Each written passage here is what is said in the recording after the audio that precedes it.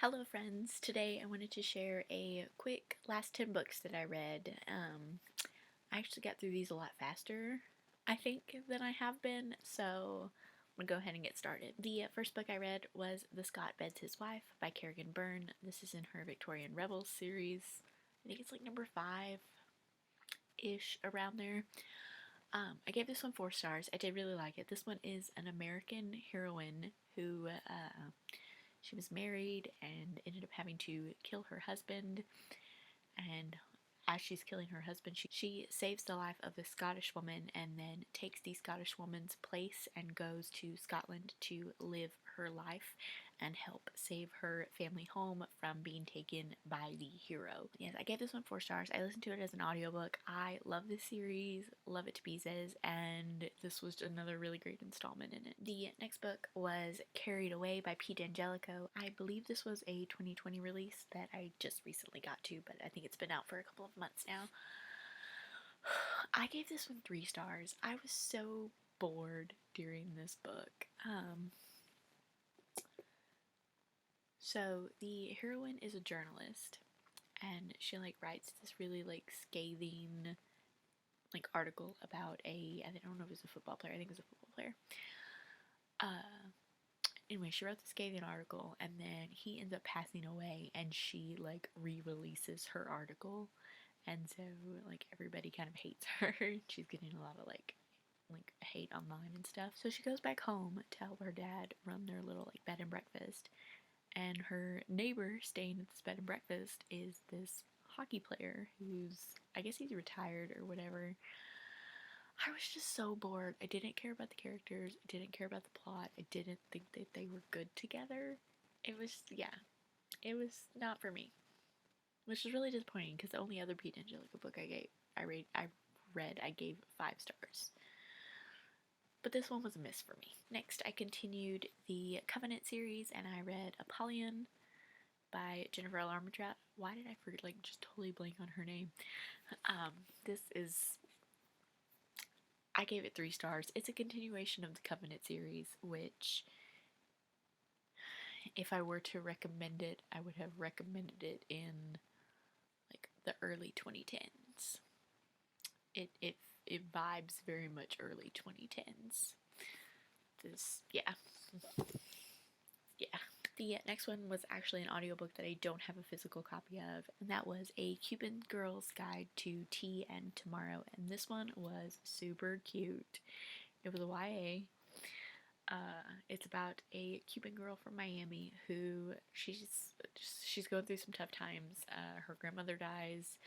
Her boyfriend breaks up with her. She finds out that her best friend, who she was kind of planning to go to college with, has decided to not go about that plan. So she's going through some tough things. And then her family decides to send her to England to live with to spend the summer with an aunt. But I thought this was really good. She meets an English boy who, he was adorable.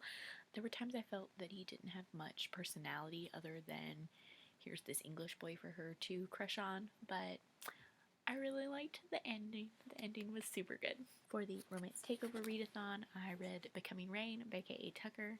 I gave this one 4 stars. I did really like this one.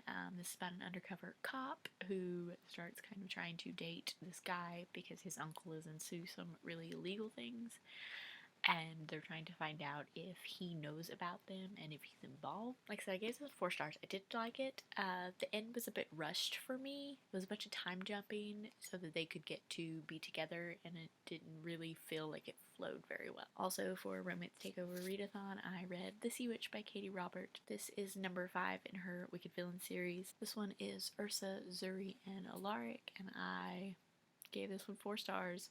Really liked it. This one is a virginity auction because Alaric is in debt to Hades, and so they kind of come up with this plan. I just kind of wish that Zuri had been in on the plan, but I also don't think she would have agreed to it had she been in on the plan, so there's a bit of a gray area there for me.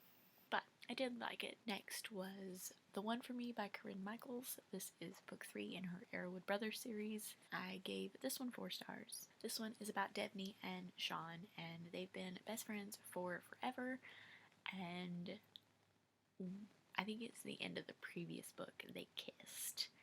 And so in this one, they're dealing with like the repercussions of that kiss and trying to determine what their relationship is now. And then because it's Corinne Michaels, a lot of really, really emotional stuff happened.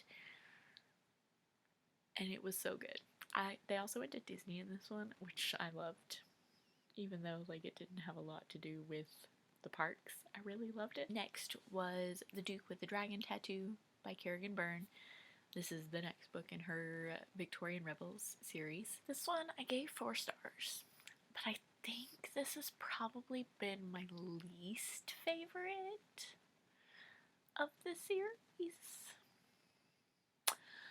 I don't know, something about, okay, so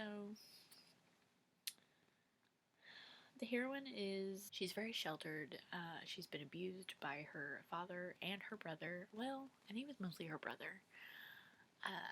She's just, I don't know, she was an older heroine. I don't know if that was necessarily what was wrong, or not wrong, but what like didn't mesh with me.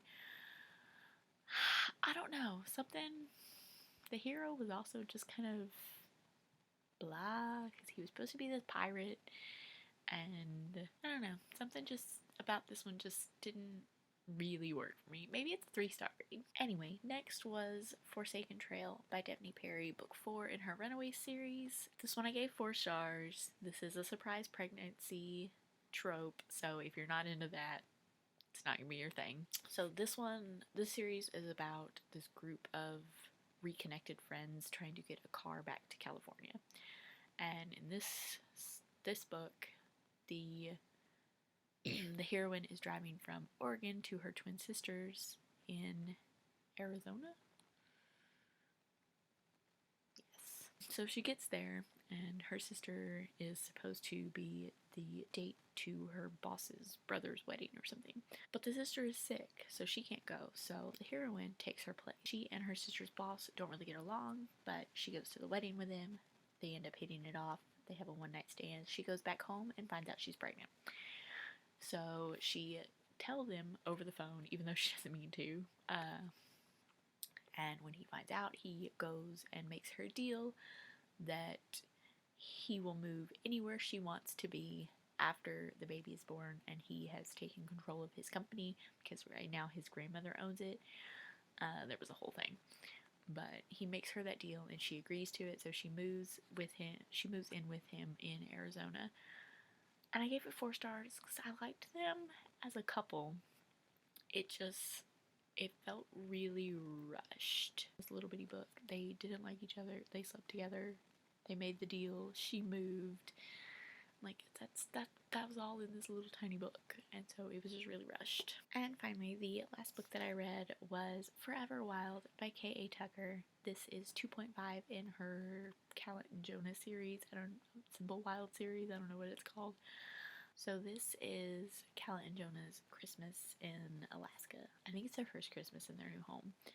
And his mom and stepdad are coming from, I think it was Sweden, and her mom and stepdad are coming from Toronto, and lots of hijinks and chaos, and, well, not lots, because, like, little. And spoiler alert, they end up getting married in this one, and I thought it was super sweet how that comes about. They tease at the end of a spin-off, and I'm kind of excited for that one. They've sprinkled that character in a little bit in Wild at Heart, and a little bit more in this one, and I think I'm gonna like her story.